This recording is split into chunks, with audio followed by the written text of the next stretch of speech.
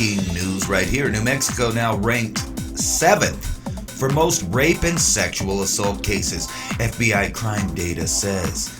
You want to check out who the other most likely states to get raped and sexually assaulted in, and we're going to look at that right now with this local broadcast here.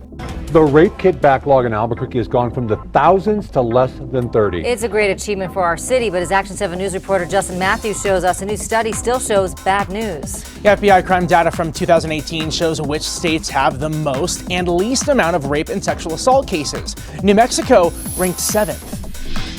I think that a lot of it has to do with the fact that we're a rural state. It's not a good statistic for New Mexico, 7th for rapes and sexual assaults in the country. You know, Albuquerque is still considered a rural city in comparison to other cities within the nation, and so being that we're surrounded by pueblos and rural areas where services aren't easily accessible, that makes those populations an easier target for perpetrators. She also says the Big I in the heart of Albuquerque makes the city a target for human trafficking, offering drivers a quick way in and out of town. But the Albuquerque Police Department is making huge strides in combating this crisis. When Mayor Tim Keller took office, there was a backlog of more than 5,400 rape kits. With the help of DNA evidence technology, the APD Sex Crimes Unit tested thousands. Now, only 27 rape kits remain unprocessed, and the Rape Crisis Center says it is making them busy, which is good news. We're getting a lot of phone calls as far as my case came up on the backlog, I've been recently triggered, I need to come in for services. So we've had a couple of those, which means I'm assuming they're going through them pretty quickly. Cold cases being brought back is hard for rape and sexual assault survivors, but the Rape Crisis Center says it also gives them a sense of hope that APD is working hard to process cases and arrest suspects so victims can begin to heal. The DNA evidence technology is only being used in New Mexico by APD right now. It's being funded through a federal grant helping solve a 23-year-old cold case where a prominent figure from Albuquerque named Van Overton was arrested earlier this month for rape charges from 1997. Justin Matthews, KOAT, Action 7 News. In a letter written to our partners at the Albuquerque Journal, U.S. Attorney for New Mexico John Anderson said APD is not eligible for more federal funding because Albuquerque declares itself a sanctuary city. Well, I don't think I agree with that video right there. You notice how the woman in it said that rapes is a rule. Albuquerque is still considered a rural city.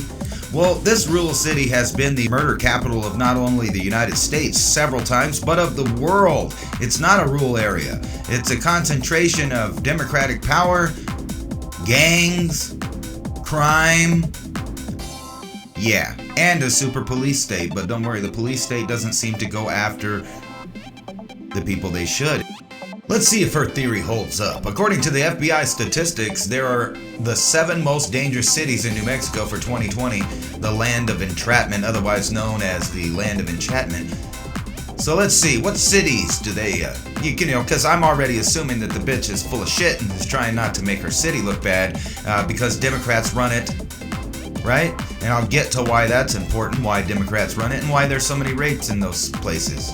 Albuquerque, where she was talking about, they even call it the metro because it's, it's a city of millions of people. Let's take a look down the 2018 crime in the United States.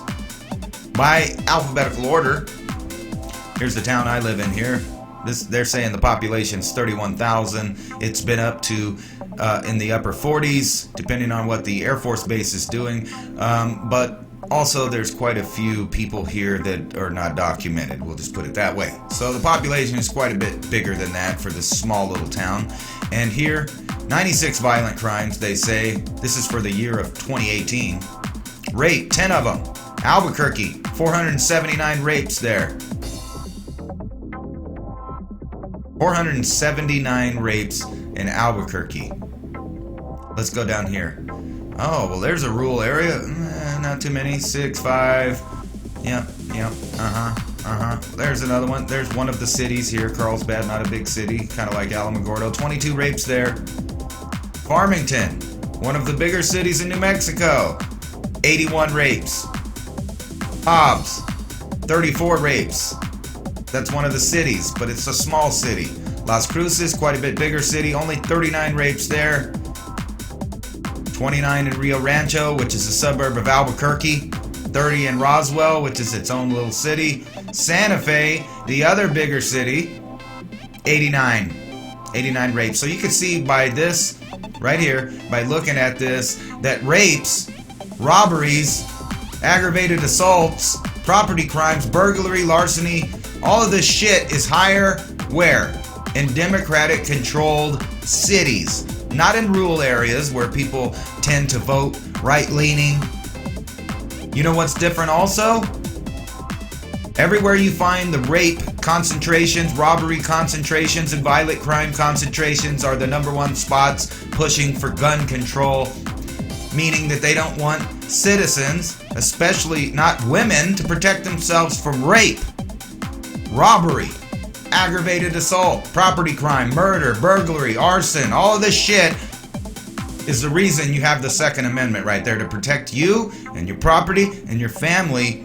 So as you can totally see that this bitch right here is completely full of shit, trying to put it off on like if it's the rural area that is the problem with rapes and stuff. And what she's insinuating is it's, you know, those rednecks, cowpokes out there living in the rural area and all of this open area where all this rape, and that's why there's rape. No, that's not why. It's because Democratic controlled cities like yours, they want gun control.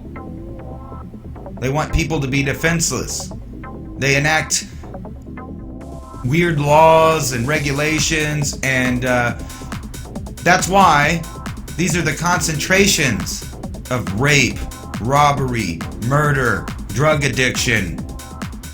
Because wherever the Democrats are at, you can tell there's a Democratic plantation where, ironically, minorities vote for Democrats, even though Democrats are responsible for a good portion of their suffering.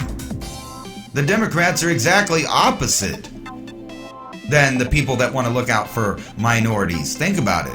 Where they want minorities to vote for, where they want them to live, where they want them to be poor, where they want them to have welfare, is all the places that they get raped, robbed, murdered.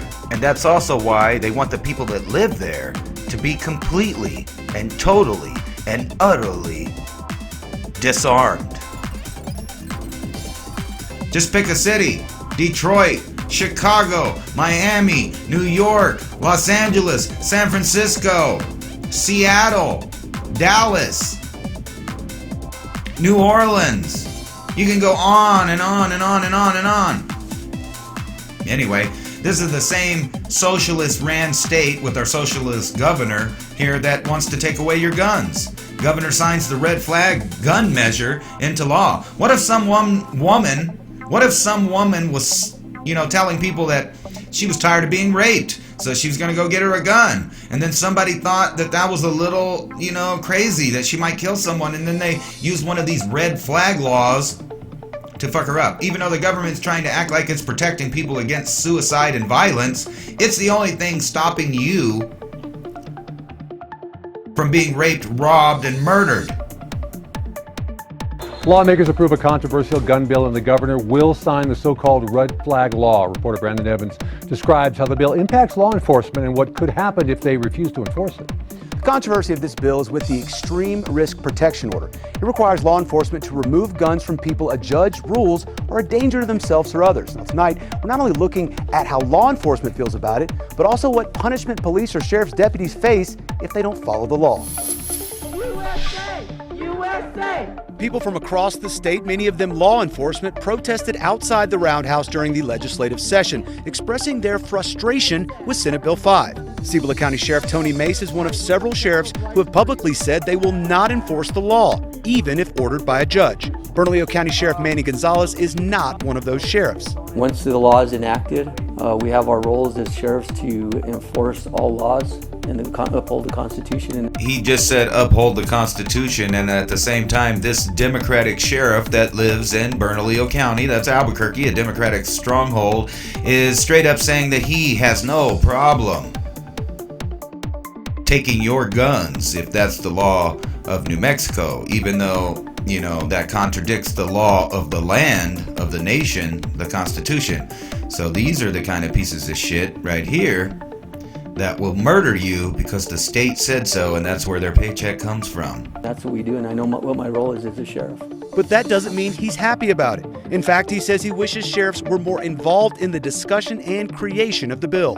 If you want to have impactful laws that are meaningful and are relative to what you're doing, so I would think it'd be very important to reach out to those people that it directly affects. On the last day of the session, Governor Michelle Lujan Grisham warned against those who refuse to enforce it. We will hold them accountable in the same way they hold their communities accountable. But would these rogue sheriffs actually end up facing charges? KOAT legal expert John Day says it's certainly a possibility. If someone challenges a sheriff's refusal to enforce that law in court, a district judge could hold that sheriff in contempt of court and stick that sheriff in one of his or her own jail cells until they comply. Our legal expert says over the next few months, we could also see some of these sheriffs challenge the enforceability and constitutionality of the law in court. Reporting, Brandon Evans, KOAT Action 7 News. Now, once signed by the governor, the law would take effect on July 1st. All right, let's break it down for the most dangerous, shittiest states for rape, sodomy, and sexual assault. That's right, cover your vaginas, buttholes, and mouths, because in Alaska ranks number 1, followed by Michigan, Nevada, Arkansas, Colorado, and South Dakota, followed by New Mexico, the land of enchantment. Come on vacation, leave on probation. It's a police state out there.